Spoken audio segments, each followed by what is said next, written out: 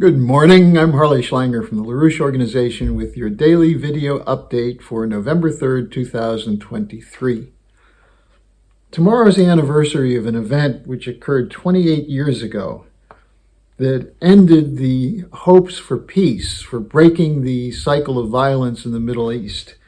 For on that day, in November 4th, 1995, the Prime Minister of Israel, Yitzhak Rabin, was assassinated. Rabin was murdered by an extremist whose action was incited by unhinged rabbis and lunatics allied with Netanyahu, who rejected Rabin's efforts to break the stalemate by reaching out to the Palestinian leader Yasser Arafat with an effort to trade land for peace, but based on the idea of economic policies of mutual benefit for both sides. Netanyahu's allies called Rabin's peace initiative treason, and they marched through the streets of Tel Aviv and Jerusalem, calling for death to Rabin as a traitor to Judaism. Netanyahu later bragged in 2001 in a discussion with supporters from the settlers movement, which he did a lot to increase and build. He said, quote, "I de facto put an end to the Oslo Accords," unquote. Now, the key to Oslo was mutual benefit, in keeping with UN resolutions, international law, and also the long-standing view that peace is not attained from the barrel of a gun, but by recognizing the legitimate concerns of others and acting in such a way that will provide benefits both to your nation as well as your neighbors. That's a tradition that goes back to the Peace of Westphalia from 1648. And that was incorporated in the Oslo Accords because the key to Oslo was this idea of mutual benefit. It incorporated the key conceptions that were introduced by Lyndon LaRouche in his Oasis Plan, which he said would be the basis for peace, which included joint water projects to address the problem of scarcity of water resources for all nations in the region. It included the investment in modern infrastructure, energy, transport, and so on, which could allow for full development of agriculture and also industrial projects that would benefit those people who would live in the independent Palestinian state. Now, Netanyahu later bragged that he also ended the possibility for a two-state solution by funding Hamas. In 2009, he worked out a plan by which over $1 billion in the next decade went to Hamas to build them up as a religious alternative to the secular national movement of Arafat called the Palestinian Authority. And he bragged that by breaking the two of them apart, there would be no unified Palestinian position, which would prevent the emergence of a two-state solution. Now, think about that for a minute. Funding a radical Islamic movement, an offshoot of the Muslim Brotherhood, which was miraculously able to breach Israeli security on October 7th to commit atrocities. Imagine, that was funded by Netanyahu, who bragged about it. Now, I have to remind you, that's not an original plan because Netanyahu is not an original thinker.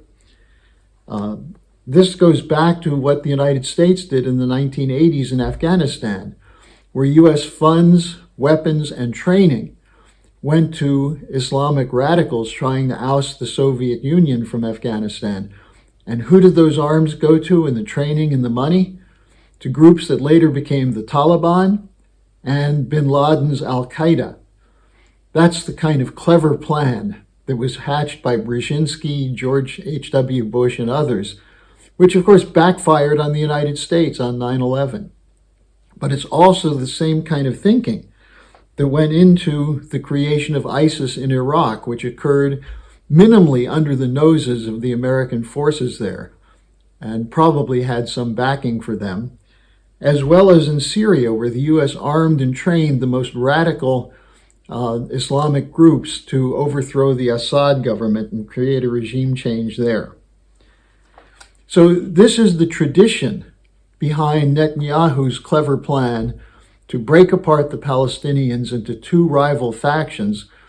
And meanwhile, while they're left in squalor and underdevelopment, to fund generously settlers who moved into the occupied territory taken by Israel in the 1967 war, to create what the Israelis call facts on the ground. In other words, this land is now the land of Israel. And without a contiguous capability for a state, how could there be an independent Palestinian state? That's the thinking behind the creation of this escalating cycle of violence. And I shouldn't say creation, but the continuation of this cycle of violence, which erupted again on October 7th, and we now see as the excuse or justification for Israeli atrocities against innocent civilians in Palestine. Now, 2 days ago, President Biden was confronted in Minneapolis at a fundraiser by a rabbi who demanded that he call for a ceasefire. Is she going to be called an anti-Semite by the supporters of the Netanyahu regime? Now, Biden was not even able to mumble the word ceasefire. Remember, the State Department sent out a memo saying no discussion about de-escalation or ceasefire. Meanwhile, the killing of innocent women and children continues in Gaza, with now more than 4,000 children the victims of the assault by the Israel Defense Forces. And this is supposedly a prelude to peace. Now, for Friday questions, I've taken 3 questions that came in. The first one from a listener in the United Kingdom: where can I find a summary of Mr. LaRouche's Oasis Plan? Well, we've just produced a pamphlet that has some of the key works that were written by Lyndon LaRouche in putting forward his idea for an Oasis Plan. This goes back to discussions from the mid-1970s that he had with Arab and Israeli leaders, that was picked up by Shimon Peres in the mid-1980s, and that eventually ended up in the economic annex of the Oslo Accord, which was in some ways a reflection of LaRouche's intervention. The idea that peace comes from mutual benefit and respect for the other, and the recognition of the legitimate security concerns for the other. Now, some people say there was never an Arab partner in this. Well, the fact is, Arafat risked everything by shaking the hands with Rabin in September 1993. And the Oslo Accord was an enormous potential that was stopped by the international banks, the World Bank, which refused to generate the credit that was needed for the project. And then the assassination of Rabin pretty much put an end to that. So you can go to the description section of this update and find a link to our new 24-page report on LaRouche's ideas behind the Oslo Plan. Now, the second question came from Tomas, who expressed concern over the breakdown of society reflected in the polarization. And he said, is there a chance to overcome this? Well, in each country, there are people who are reasonable, but you don't hear from them because of the censorship regime, because of the attempt to minimize them, the idea that if you, for example, speak out against the proxy war against Russia, you're a Putin agent. Or if you speak out against Netanyahu's destruction of the civilian population of Gaza, you're somehow an anti-Semite and a supporter of Hamas. That's what's used to stifle debate. However, recognize that internationally, there is a rejection of this kind of war policy that's used by the US and the NATO countries to suppress the development of an alternative to a collapsing unipolar order. So you're not alone. You have the global majority behind you. So the question then is, where are the voices in the West that are calling to join the global South, to join the move against the imperial order? which goes back over the last 150 years minimally, and led to 2 world wars in the last century and the permanent wars of the last 50 years. Where are those voices? They're out there, but they're being suppressed. They're being villainized. And what we have to do is find the courage to tell the truth, learn the real history, the backstory, so you're not manipulated into cheering for one team or the other, but actually make yourself an apostle for the ideas of the great religions, of acting in the interests of the other. And those people who will do that will find that there are openings in every single organization for people who can begin to see the futility of using hatred and vengeance as supposedly a course toward peace. Now, the last question I'll take up came from a listener or a viewer in Africa who asked, do you foresee an end to the Ukraine war? Now, this is an interesting point because what we're seeing is the attempt to use the conflict in Southwest Asia and the idea of getting revenge for the atrocities of October 7th to link the funding for Israel, to funding for Ukraine. That's a fight that's going on in the Congress now, and yesterday there was a bill passed by the House which set aside a separate funding bill for Israel, which may not be passed in the Senate. It remains to be seen. There's a lot of opposition to it. But overall, there's a lot of opposition to the Ukraine proxy war, coming from average Americans who are seeing the United States collapse. There's also opposition throughout Europe, but it's less vocal to the continuation of these wars. But people in the countries that are supporting the proxy war are suffering because of the policies of their governments, which are dictated by the military-industrial complex. And they're dictated further by the corporate cartels that are using the military to try to stop the motion away from the so-called rules-based order or unipolar order. So what we're seeing is the beginnings of the change in the narrative. This was reflected in a statement from Scott Ritter yesterday, where he pointed out that there's a panic in NATO and in Kiev because there may not be more money, there's Ukraine fatigue, and that the U.S. appears to be taking a few baby steps away from this idea that this is a forever war. And look, Biden's running for re-election in 2024. Is he going to say, look, I won the war in Ukraine? He won't be able to say that. So there is a potential shift. Now, there's an article in The Economist talking about General Zaluzhny, who's the head of the Ukrainian forces, who said that what he sees is a stalemate that may drag on for years. Well, that is, in a sense, an optimistic assessment.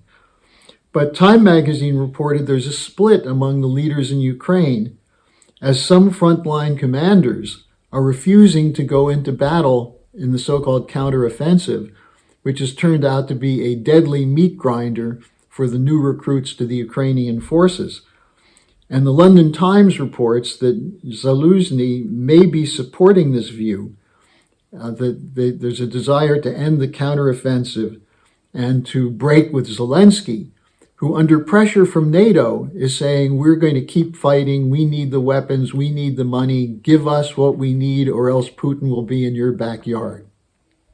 And I think it's recognized by many, many people that this is a completely false narrative. Putin has no intention of capturing Berlin or Paris, and that the special military operation is what it is, an attempt to address a security concern, a legitimate security concern of Russia, but at the same time offering to Ukraine security guarantees, which have been rejected by NATO. So the question of is there a possible end to this war depends on those of you in the US and Western Europe and Canada who are watching this today. Will you put pressure, if you're an American, on the U.S. Congress to stop the funding, to move away from these kinds of never-ending wars, and to seek peace based on mutual benefit? So it's on our shoulders. It's up to us. Don't count on Biden or Trump or certainly Sunak or Macron or Schultz or any of these mental midgets. Don't count on them to do what's necessary. It depends on the people having voices heard. Now, in that context, I want to come back to what I started with. I would urge those of you who are depressed about the current state of the world to look to examples of real heroes, and there are two of them I'll point to right now. One was Yitzhak Rabin. The other one was John Kennedy, who on November 22nd, 1963, paid for his attempt to find peace with his life, which was taken in an assassination plot that was carried out in Dallas, Texas. These are two leaders who demonstrated something that is the basis of real leadership, what Rabin called the courage to change axioms. Kennedy had a mixed background. He was partly a product of the Cold War coming out of World War II, but also reflected the ideas of Franklin Roosevelt that the United States should use its power in the world to find peace. And after the Cuban Missile Crisis, Kennedy devoted the last years of his life to that mission, and he paid for it with his life. Same with Rabin. Rabin had been a hero in the wars of Israeli independence, the 1967 war. He was called on again during the Intifada to suppress the rebellion from the Palestinian population, and he did so with efficiency and brutality. But he came to realize that that would never bring peace to Israel. And so when he shook hands with Yasser Arafat in the White House, he said, "We need the courage to change our axioms." Now, that courage of those two leaders should serve as an inspiration to all of us that there is an opportunity now to embrace the idea of the universal brotherhood of man.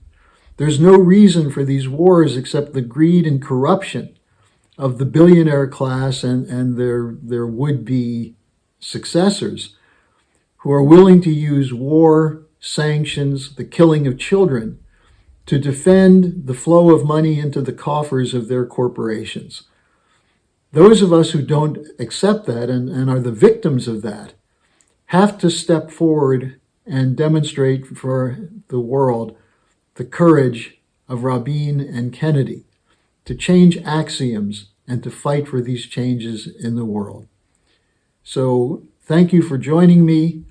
I will have some links in the description page that will develop these points further, and we'll be discussing the importance of Rabin's mission on the Manhattan Project on Saturday, which you can pick up from the LaRouche Organization website.